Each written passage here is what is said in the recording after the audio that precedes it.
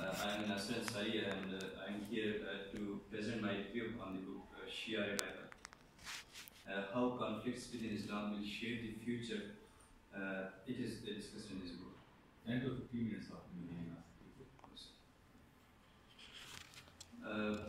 First of all, introducing the author, Wali Nasser is a well-known Iranian-American scholar. He has served at high positions in many prestigious universities in the United States of America. He has been an advisor to former President George W. Bush and Obama administration and both houses of the United States on Middle Eastern affairs. He is widely respected due to his expertise in Middle Eastern affairs, and the leading world magazine, The Economist, has described him as a leading world authority on Shia Islam. Coming to the introduction of the book covers a wide range of topics in which the writer spotlighted the history and evolution of Shia Islam and the background of the grave rift in Islam after the Prophet. And he elucidates the reasons behind the Shia political dormancy for a long time in Islamic history, and the Shia and he also described the Shia political ideology, which underwent through different phases in different eras. Wali Nasser focuses on the rise of Shia Islam in the Middle Eastern politics and describes how conflicts within Islam will shape the future of Middle East and how it will impact the whole world. In the first chapter of the book, spotlighting the origin of Shiism, Wali Nasser elucidates the events that caused the grave rift of Shia-Sunni in Islam. And he describes that how matter of Khilafat to lead the Muslim community after the death of Holy Prophet led to this Shia-Sunni into the Islamic community into two factions. The people who supported the tribal selection of Prophet's successor were termed as Sunnis, while the dissenters, considering Hazrat Ali as the rightful heir of Prophet, they were named as Shias of Ali. The core ideology and fundamental beliefs of Shia Islam differs to a greater degree from Sunni ideology. In this chapter, the author underscores the differences of concepts of Khilafat and Imamat, considering the attributes and function of the both key concepts.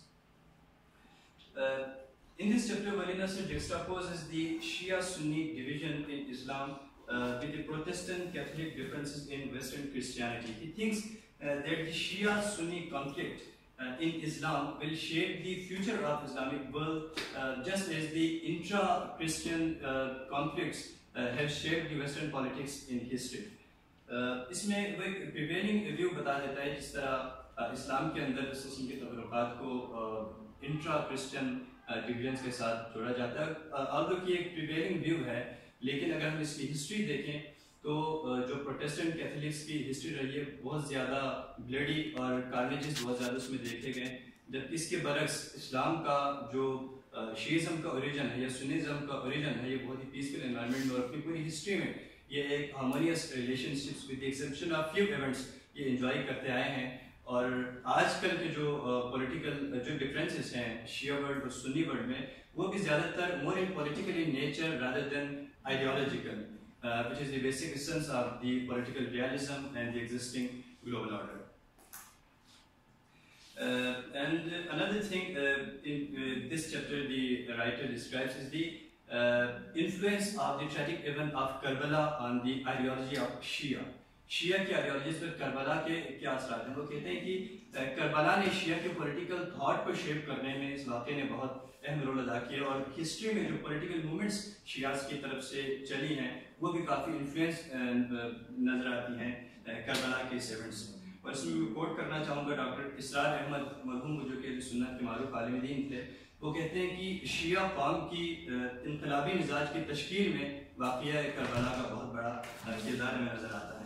और वली नसर इसमें लिखते हैं कि जो Iraq में anti Saddam movements चली, Islamic movements चली, उन सब के पीछे भी करबला का वाक़या और जो ईरानियन रिवोल्यूशन की जो मूवमेंट चली उसमें भी करबला को बहुत ज़्यादा नक्श और इम्पैक्ट हम देख सकते हैं। इमाम खुमैनी का मशहूर जुमला कि माँ हर चे दारी अस करबला दारी, कि जो कुछ भी हमारे पास है आज वो करबला की बदौलत है। ये शिया डॉक्ट्रिन पर, शिया पॉलिटिकल थॉट पर और शिया पॉलिटिकल मूवमेंट्स पर करबला का एक असर उन्होंने जिक्र किया। And period of Shia political dominancy, अपनी पूरी हिस्ट्री में अगर हम देखें तो शिया हमेशा सुन्नी अथॉरिटीज़ के मातहत रहे हैं। वली नसर अपने इस बुक में लिखते हैं सबसे पहले अमवी खुलफा आए और फिर उसके बाद अब्बासिड्स आए, उसके बाद ममलूक्स आए और ऑटोमन्स का पीरियड रहा। ये सब सुन्नी अथॉरिटीज़ थे और इन तमाम पीरियड्स में शिया जो है पॉलिटिकली डोमिनेंट रहे। इस्लामिक वर्ल्ड की पॉलिटिक्स को शेप करने में शियाज का कोई रोल नहीं था। यहाँ तक कि 16th सेंचुरी में सफवीज जो थे ईरान में वो एम्पावर होते हैं, पावर में आते हैं और वो इस्लाम की जो पॉलिटिकल हिस्ट्री है उसमें एक टर्न आ जाता है, उसको चेंज कर देते हैं। अब इन तमाम शिया पॉलिटिकल डोमिनेंसी की पीछे रीज़न क्या थी, वजह क्या थी, इसमें एक बहुत ही स्कॉलस्टिक इंसाइट वो पेश करते हैं कि शिया का जो फंडामेंटल बिलीफ स्ट्रक्चर है इसके पीछे वो इसके रीज़न को ढूंढते हैं। शियों में एक अकीदा है, उनका मिसियानिक व्यू है अकीदा महदवियत का। वो समझते हैं कि उनके जो 12वें इमाम है और आखिरी इमाम है वो ग़ैबत में है और उनकी गैर मौजूदगी में वो चूँकि एक इनफालिबल इमाम है और वो परफेक्टली रूल कर सकते हैं दुनिया को, तो रूल करने का, पॉलिटिक्स करने का और वर्ल्ड को परफेक्टली रूल करने का हक सिर्फ और सिर्फ एक इनफालिबल इमाम को, जब वो दोबारा उनका ज़हूर होगा वो आएंगे तभी वो दुनिया को परफेक्टली रूल कर सकते हैं। और हम इंसान चूँकि सिंफुल हैं, इम्परफेक्शन से एस्केप नहीं कर सकते, तो हम उनकी जगह पे रूल नहीं कर सकते।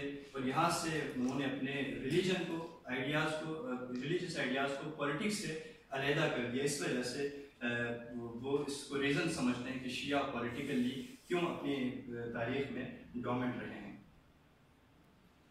और ये सिलसिला चलता रहा 18th सेंचुरी तक। 18th सेंचुरी में कुछ शिया लुमिनरीज आते हैं, उलमा आते हैं जो कि इस प्रिवेलिंग व्यू से डिफरेंट करते हैं और बिल्कुल मुख्तलिफ नुक्ते नज़र पेश करते हैं। जो अकीदा महदवियत है, शिया मिसियानिज़म है, इसकी एक बिल्कुल इंटरप्रिटेशन ही और तरीके से करते हैं। तो इसकी वजह से दो फैक्शंस शिया उलमा में बन जाते हैं। एक को ट्रेडिशनलिस्ट कहा जाता है जिनको अखबारी उलमा भी कहते हैं, और एक को उसूली उलमा कहा जाता है, फंडामेंटलिस्ट उलमा कहा जाता है जिनको उसूली भी कहते हैं। इनके दरमियान जो सबसे बड़ा कंट्रडिक्शन था या डिफरेंस ऑफ थॉट था वो ये था कि ट्रेडिशनलिस्ट के बरखिलाफ जो फंडामेंटलिस्ट थे, उसूली उलमा थे, वो शियों को एक पॉलिटिकल रोल देने के हामी थे। वो समझते थे कि पॉलिटिक्स जो है वो रिलीजन से अलग नहीं है। अगर हमने अपने इमाम का, वक्त के इमाम का इंतज़ार करना है तो इस इंतज़ार का मफहूम ये है कि आप वो उनके लिए रास्ता हमवार करें जो मकसद इमाम का है। आप उस मकसद को, यानी कि इस्लामी हुकूमत के क़याम का, अमन अमान के क़याम का, तो उसमें अपनी कंट्रीब्यूशन करें और पॉलिटिकली उनको एक रोल दे दें। तो यहाँ पे दो सेक्शंस आए और बाकी बाद में जो ईरानियन रिवोल्यूशन है उसके कॉन्टेक्स्ट में हम इस उसूली पोजीशन को, जो फंडामेंटलिस्ट आइडियोलॉजी है, उस पोजीशन को हम मज़ीद देखेंगे। तो मेकिंग ऑफ शिया पॉलिटिक्स में जैसे कि हमने जिक्र किया कि 16th सेंचुरी तक शिया पॉलिटिकली डोमिनेंट रहे, लेकिन 16th सेंचुरी में एक टर्न ऑफ टाइड आप समझ लें कि सफवी जो थे ईरान में वो बरसर इक़्तिदार आए, वो एम्पावर आए और वो स्टॉन्च शिया बिलीवर्स थे।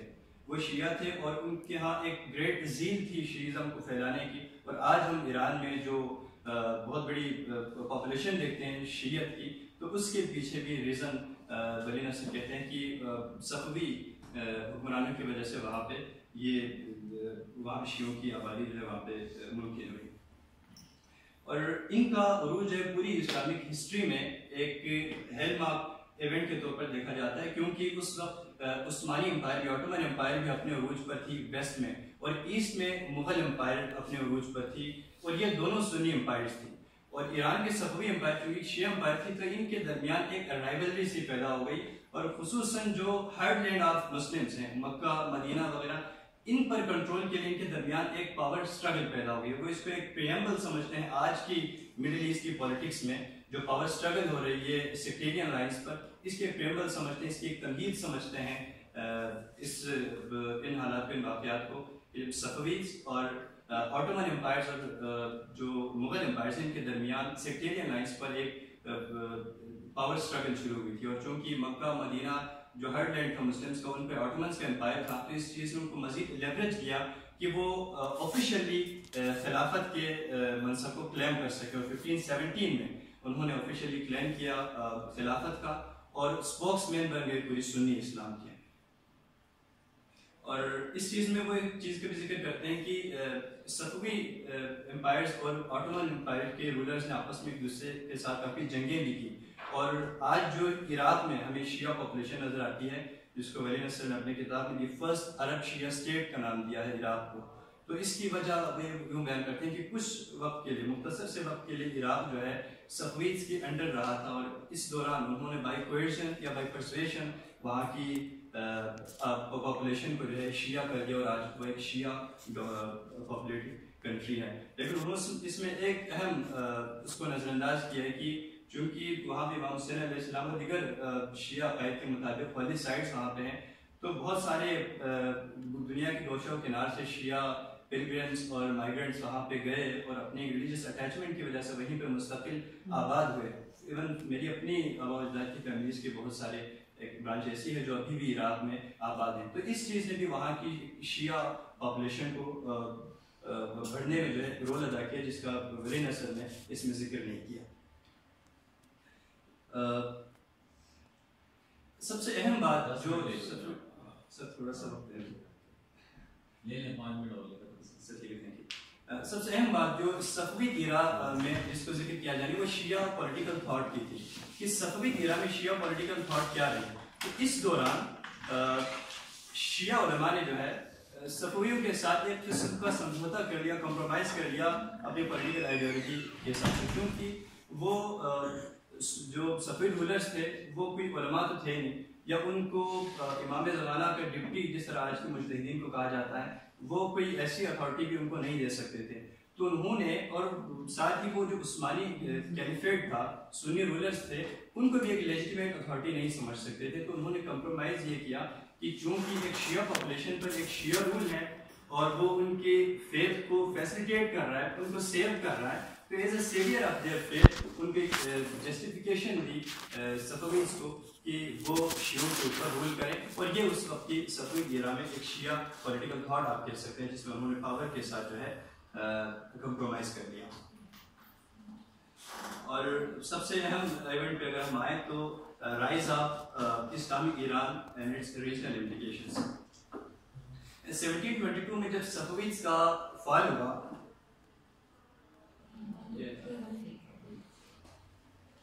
सफवी का फॉल हुआ, तो फिर एक पावर वैक्यूम क्रिएट हो गई और शिया का जो पॉलिटिकल रोल था इन इंटायर इस्लामिक वर्ल्ड, ये एक तरह से ख़त्म हो गया। और ये उस वक्त दोबारा अपने उरूज पर पहुंचता है, शुरू होता है जब 1979 में ईरान में रिवोल्यूशन आती है। और जब ईरान में शिया रिवोल्यूशन आती है तो फिर शिया पॉलिटिकल थॉट पे एक नई डायमेंशन मिल जाती है। ये न सिर्फ ईरान को कम्प्लीटली चेंज कर देता है, बल्कि पूरे मिडिल ईस्ट की पॉलिटिक्स में जो system of balance of power था उसमें बहुत बड़ी शिफ्ट ले आता है।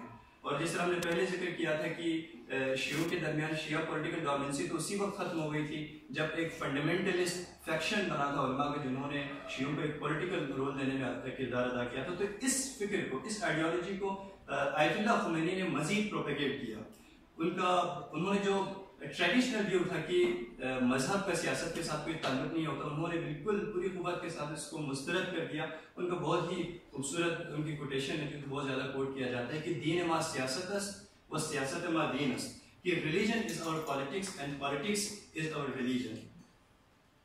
तो इस इनकलाबी फिक्र के साथ इमाम खुमैनी ने नज़रिए विलायत फ़क़ीह का तस्वुर दिया, गार्डियनशिप ऑफ द जूरिस्ट, और इसी बुनियाद पर उन्होंने वहाँ पे इनकलाबी बर्पा किया। और शियों को जो है पूरी तारीख में पहली बार ये शिया पॉलिटिकल आइडियोलॉजी है वो इंस्टीट्यूशनलाइज हुई और उलमा को जो है एक पॉलिटिकल रोल दिया गया और बहुत जो है सोसाइटी में उनको बहुत बड़ी स्पेस मिली। और साथ जो इमाम खुमैनी की जी एक्सपोर्ट ऑफ रेवोल्यूशन, अपने रेवोल्यूशन को अक्रॉस द बाउंड्री एक्सपोर्ट करने की लीगेसी थी, इसने न सिर्फ मिडिल ईस्ट को मुतासर किया बल्कि पूरी इस्लामिक वर्ल्ड को इसने जो है शेक कर दिया या इसके जो है वहाँ पे असरात मुरतब हुए। वली नसर ने कुछ ममालिक को इंक्लूड किया है जो कि बहुत ही ज़्यादा इन्फ्लुएंस हुए ईरानी रिवोल्यूशन से। उनमें इराक है, लेबनान है, Bahrain, Syria, Yemen, Saudi Arabia, Kuwait और उसके बाद पाकिस्तान का नाम आता है। ईरानी रिवोल्यूशन के फ़ौरन बाद बहुत सारे न्यू जियोपॉलिटिकल इवेंट्स सेट हुए, जिनमें सबसे पहला जो इवेंट था वो इराक की इन्वेजन थी ईरान पे। और इस चीज़ को वली नसर ने इस कॉन्टेक्स्ट में देखा है कि एक न्यूली बॉर्न शिया अथॉरिटी को सप्रेस करने के लिए ये एक सुन्नी अथॉरिटीज़ की तरफ से सबसे पहली अटेम्प्ट थी। और एक जो power of balance of power की जो एक स्ट्रगल है या डोमिनेशन की एक स्ट्रगल है पूरे मिडिल ईस्ट में, उसका एक इनिशिएटिव था सद्दाम का जो इन्वेजन था इराक का। और इसमें वो एक इवेंट का खास उसका भी जिक्र करते हैं कि पाकिस्तान के अंदर यानी कि ईरान के रिवोल्यूशन के बाद यहाँ की जो शिया पॉपुलेशन, इन पे क्या असरात हुए, उन्होंने किस तरह से इंस्पिरेशन ली। 1980s में जो एंटी टैक्सेशन मूवमेंट चली थी सिया रेजिम के खिलाफ, वो बुनियादी तौर पर एक एंटी टैक्सेशन मूवमेंट ही थी, लेकिन वो ईरानी रिवोल्यूशन इतनी इंस्पायर्ड थी कि वही टैक्सेशन के खिलाफ जो एजिटेशन थी वो एक पॉलिटिकल मूवमेंट में तब्दील हो गई, रिलीजियस पॉलिटिकल मूवमेंट में तब्दील हो गई। और तहरीक नफाज फ़ित्ह जाफरिया के नाम से उन्होंने पाकिस्तान में अपनी पॉलिटिक्स शुरू की। और इसमें वली नसर एक लेटर का भी जिक्र करता है जो कि इमाम खुमैनी की तरफ से ज़ियाउल हक को लिखा गया। उस लेटर में उन्होंने वाज़ेह तौर पर कहा है कि अगर शियों के हुकूक पाकिस्तान में इसी तरह अमल होते रहे तो फिर मैं तुम्हारा हाल भी वैसे ही कर दूंगा जैसे कि ईरान में मैंने शाह ईरान का किया है। इस लेटर का जिक्र उन्होंने वली नसर ने अपनी इस किताब में किया। तो यहाँ से हम अंदाजा लगा सकते हैं कि पाकिस्तान के अंदर भी जो शिया पॉलिटिकल मूवमेंट्स थी वो कितने इंस्पायर थे इमाम खुमैनी से, या उनका कितना एक इन्फ्लुएंस था यहाँ की शिया पॉलिटिक्स पर। और इस एजुकेशन के बाद, एंटी टैक्सेशन मूवमेंट के बाद, शियों को जो है एक पॉलिटिकल स्फीयर मिला पाकिस्तान में। काफी बड़ा क्लेम नहीं कर दिया तो लेटर लिखा था, ये तो स्टेट के इंतजार में बाद में सर बिल्कुल ऐसा ही है, लेकिन इस चीज़ को सब्सटेंशियल प्रूफ भी दिया वली नसर ने इस चीज़ का। इससे उनका कोई इंटरव्यू है पाकिस्तान के जो वज़ीर ख़ारजा के साथ, उसको मैं रेफरेंस में आपको दे दूँगा। नहीं, मैं बस पूछ रहा हूँ कि इन्होंने दिया भी है प्रूफ या जैसे ऐसे क्लेम कर दिया। सर उन्होंने एक राइटर ने अपनी एक इंटरव्यू का उन्होंने जिक्र किया जो कि आगा शाही साहब हैं या कौन है उनके जो फॉरेन मिनिस्टर थे पाकिस्तान के, उनके साथ उनके एक इंटरव्यू हुआ है और उसको उन्होंने जिक्र किया है। ये उनकी बुक में मौजूद है, उसका रेफरेंस में आपको। और ईरानियन रिवोल्यूशन के बाद जिन एक लिस्ट ऑफ ममालिक का मैंने जिक्र किया कि वो किस तरह इन्फ्लुएंस हुए ईरानी रिवोल्यूशन के बाद, मिडिल ईस्ट में एक शिया क्रेसेंट का यानी कि क़याम अमल में आया, एक शिया ब्लॉक का क़याम अमल में आया। और वली नसर जो किंग ऑफ जॉर्डन है, किंग अब्दुल्ला, उनकी रेफरेंस से वो कहते हैं कि एक मरतबा किंग अब्दुल्ला ने ये भी कहा कि मिडिल ईस्ट में हमें जितना ख़तरा इस शिया क्रेसेंट से है, ये हिज़्बुल्लाह, लेबनान, यहाँ पे सीरिया और यमन, इन ममालिक को मिलाकर उन्होंने क्रेसेंट का जिक्र किया। इस शिया क्रेसेंट से हमें जितना थ्रेट है या ख़तरा है वो हमें इसराइल से भी नहीं है। तो मिडिल ईस्ट की पॉलिटिक्स को किस तरह जो है सेक्टेरियन अलायंस पर आफ्टर दी रिवोल्यूशन ऑफ 1979 किस तरह शेप हुई, हम इसको इस कॉन्टेक्स्ट में देख सकते हैं।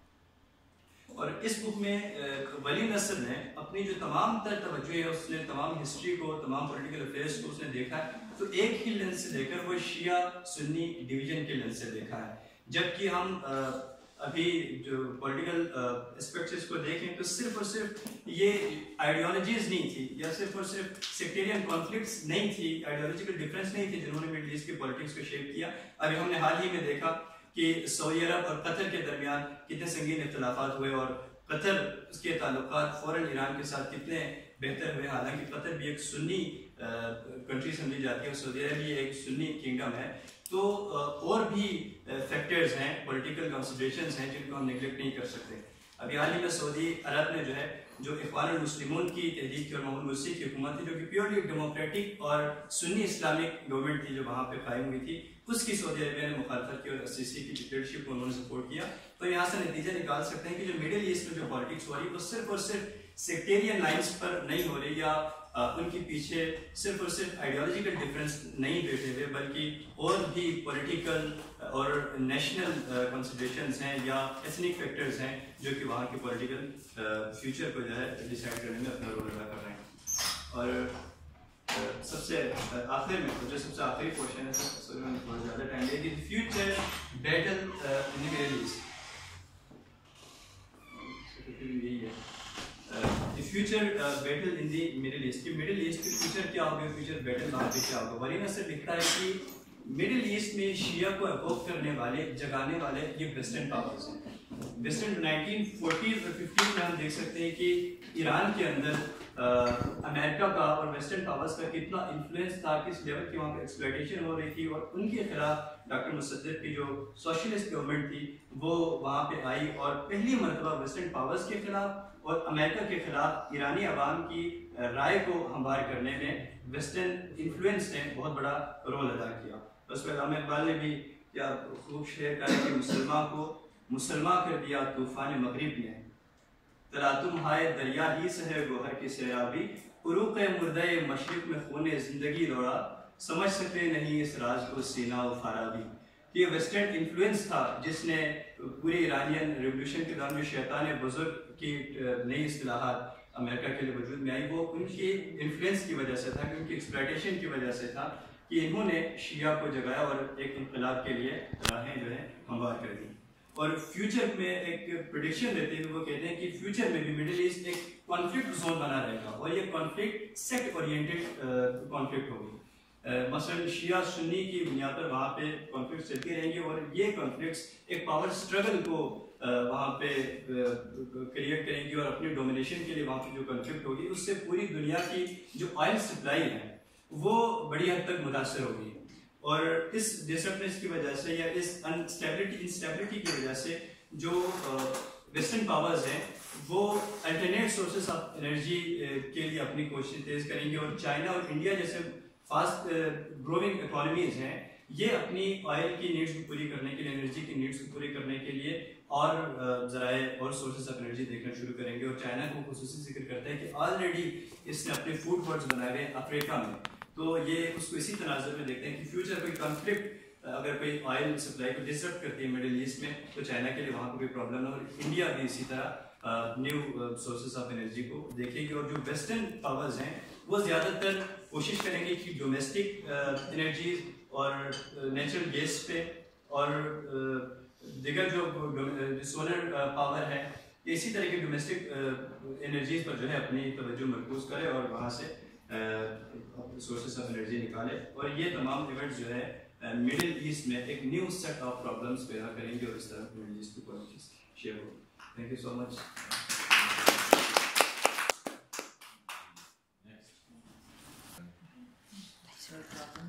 जल्दी से आप लोगों की एक्स्ट्रा क्लासेस होंगी, ये आप